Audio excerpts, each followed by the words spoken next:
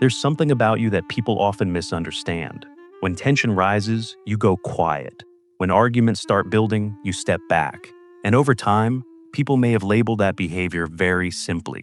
They call it weakness. They assume you avoid conflict because you're too sensitive, because you can't handle tension, or because you don't know how to stand up for yourself. But psychology tells a very different story. Because people who avoid conflict often share a set of psychological traits most people don't have. Traits linked to deep emotional awareness, strong empathy, and a nervous system that processes tension very differently. And if you instinctively try to keep the peace rather than escalate conflict, there's a good chance some of those traits apply to you. In fact, by the time we reach the fourth trait, you might start seeing your own behavior in a completely different way. So, let's start with the first one. Before we go deeper, there's something important to understand. Avoiding conflict doesn't mean you don't have opinions. It doesn't mean you don't care. And it doesn't mean you're incapable of defending yourself. In psychology, this behavior is often connected to a survival response. Most people know the classic three: fight, flight, freeze. But psychologists now recognize a fourth one that explains a lot about people who try to keep the peace. It's called the fawn response. Instead of fighting or escaping, the mind tries to reduce tension and maintain harmony. And for many people, this response didn't develop randomly. At some point in life, conflict didn't just feel uncomfortable, it felt dangerous. So the brain adapted, and that adaptation created traits that are far more complex and often far more powerful than most people realize. Trait 1. Your nervous system is highly sensitive to social tension. Let's start with the most overlooked factor behind conflict avoidance: your nervous system. Because for people who avoid conflict, the experience of tension is often completely different from what others feel. Picture this. You're sitting in a meeting. Everything seems normal at first. People are talking casually, discussing ideas. But then someone says something with a slightly sharper tone. Maybe it's subtle. Maybe most people in the room barely notice. But your body reacts immediately. Your chest tightens. Your heart rate speeds up slightly. Your mind becomes alert. Not because you're imagining danger, but because your brain has learned to detect emotional shifts extremely quickly. Psychologists believe this happens because the amygdala, the brain's threat detection system, can become more sensitive in certain people. That sensitivity makes you exceptionally good at picking up on emotional tension. You notice the pause before someone answers. You notice the slight change in tone. You notice when someone says, "I'm fine," but clearly isn't. And while everyone else is focusing on the words being spoken, your brain is scanning the emotional atmosphere of the entire room. This can feel exhausting because you're processing layers of social information most people completely miss. But here's the part people rarely talk about. This same sensitivity is also what allows you to understand people at a deeper level. You can sense when someone is uncomfortable before they say anything. You can feel when tension is building, long before anyone else notices it. And that ability often leads directly into the next trait. Trait 2. You absorb other people's emotions. Here's a question worth thinking about. When you're near an argument, what exactly do you feel? Most people would say they're experiencing their own emotions. But for people who avoid conflict, the experience is usually much more complicated. Because you're not just feeling your own emotions, you're feeling everyone else's too. Psychologists sometimes refer to this as empathic absorption. It happens when someone has very high emotional empathy. Instead of simply observing other people's feelings, they start to absorb them internally. So when someone near you becomes angry, you feel the tension rising in your own body. When someone feels hurt, you feel the heaviness of that emotion as if it were partly your own. And when two people start arguing, your mind doesn't just track the conversation, it starts tracking the emotional state of both people simultaneously. You're thinking things like, why are they upset? Did something trigger them? Is this going to get worse?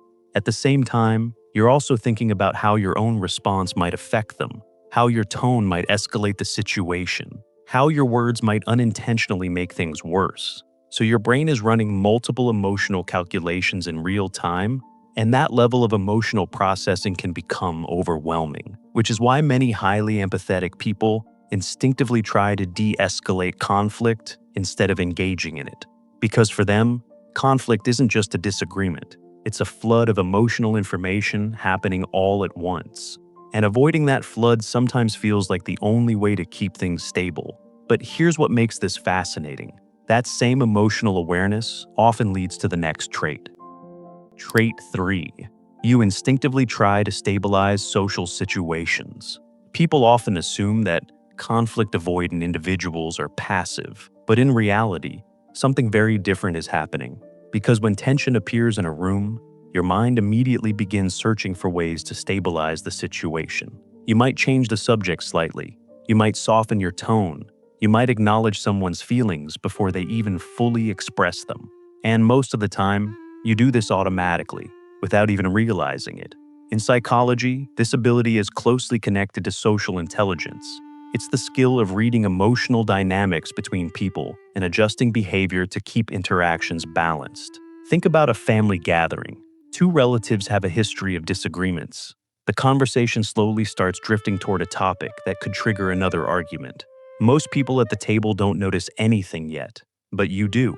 You notice the shift in someone's posture, the change in their tone, the slight pause before someone responds. And before the tension escalates, you step in. Maybe you redirect the conversation. Maybe you introduce a lighter topic. Maybe you bring attention to something positive. To everyone else, the evening continues normally. But what they don't realize is that you quietly prevented the situation from becoming uncomfortable. And this ability, this instinct to read emotional dynamics and guide them towards stability, is something many professional mediators and diplomats spend years learning. For you, it developed naturally. But there's another layer to this behavior that goes even deeper. Because the fourth trait reveals something about your values that most people never stop to consider. Trait 4. You carry a moral code that makes cruelty feel unacceptable. Before we move to the next point, there's something most people misunderstand about conflict avoidance. They assume silence means fear, but for many people, silence actually comes from something much deeper. It comes from principle. Think about the last time you were in a tense situation. Someone said something harsh. Maybe their tone changed. Maybe their words were sharp enough to cut through the room. And in that moment, you probably had a response. Maybe several responses. Your mind may have generated the perfect comeback. The kind of sentence that could instantly win the argument, the kind of words that would make the other person fall silent. But you didn't say them, not because you couldn't, because you chose not to. This is where psychology becomes very interesting. People with high levels of agreeableness and emotional awareness often have a strong internal moral compass when it comes to communication. Their brains react strongly to cruelty, aggression, and humiliation, not just as unpleasant experiences, but as violations of personal values. So, when someone raises their voice or uses words as weapons, your system doesn't just interpret that as a disagreement. It interprets it as something ethically wrong. And instead of responding with the same energy, you instinctively step back. Picture a moment like this. Someone criticizes you in front of others. The room goes quiet. Everyone waits to see what you'll do. And inside your mind, there are multiple possible reactions. You could embarrass them right back. You could expose their hypocrisy. You could escalate the conflict and win the argument. But something inside you stops that from happening. Because for you, winning the argument is not the most important thing. Maintaining your integrity is. You understand something that many people learn only much later in life. Words spoken in anger have consequences that last long after the moment is over. Relationships damaged by cruelty rarely return to what they were before. And the temporary satisfaction of proving someone wrong often isn't worth the cost of becoming someone who harms others. So, instead of reacting immediately, you hold back. To outsiders, that restraint might look like weakness. But in reality, restraint requires a level of emotional control that most people never develop. It means you are capable of reacting aggressively, but consciously choose not to. And that kind of self-regulation is one of the clearest signs of emotional maturity. But there's another layer to conflict avoidance that goes even deeper. And for many people, it connects directly to something that happened much earlier in life. Trait 5. Your mind learned that peace was the safest option. Now we reach a part of this topic that requires a little more honesty. Because for some people, the habit of avoiding conflict didn't begin in adulthood. It began much earlier. Psychologists often talk about something called conditioning. When the brain experiences the same emotional pattern repeatedly, it starts developing automatic responses to protect itself. And sometimes, those responses begin during childhood. Imagine growing up in an environment where disagreements didn't stay small. Maybe arguments turned into shouting. Maybe anger lasted for days. Maybe expressing your opinion led to criticism, rejection, or emotional distance. When a child experiences that pattern repeatedly, their brain learns something important. It learns that conflict leads to instability. And when stability feels uncertain, the nervous system looks for the safest possible solution.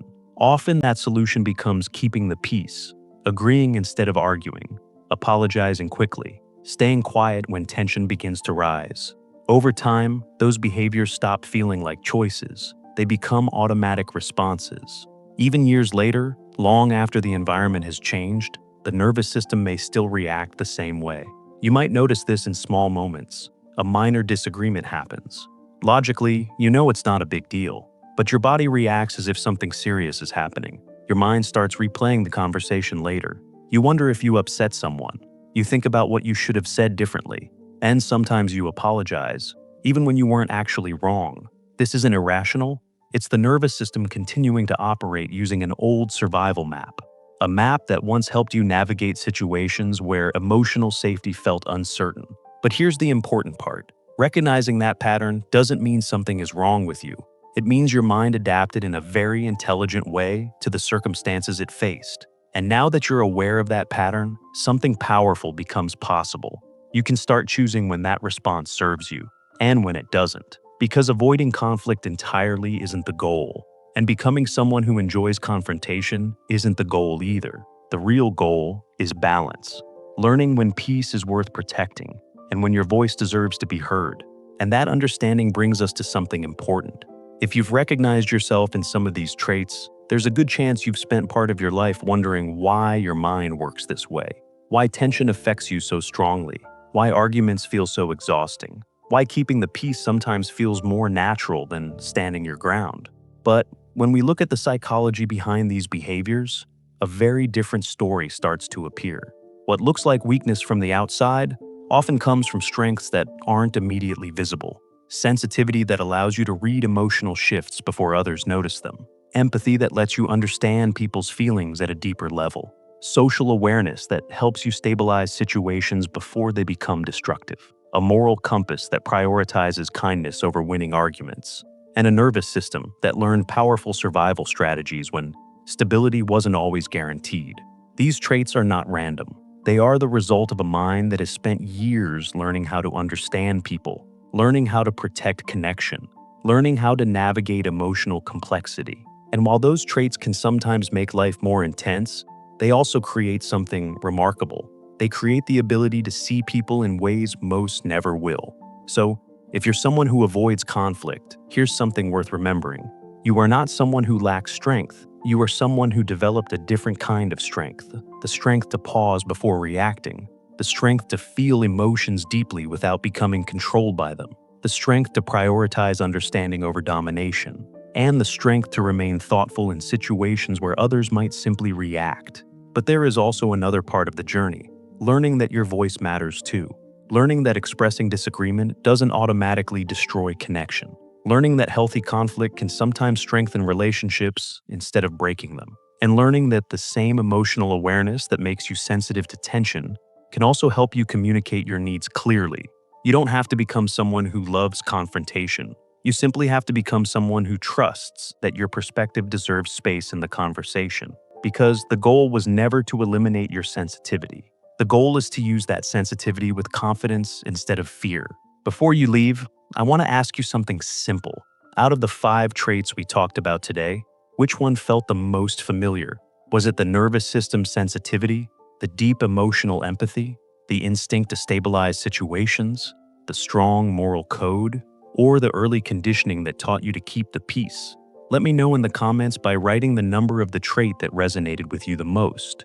And if this video helped you understand yourself, or someone in your life, a little better, consider sharing it with them. Sometimes the right words at the right time can help someone realize they're not alone in the way they experience the world. And if you're interested in more psychology insights about how the mind works in everyday life, make sure you're subscribed, because there's always more beneath the surface of human behavior than most people realize. And understanding it can change the way you see both yourself and the people around you.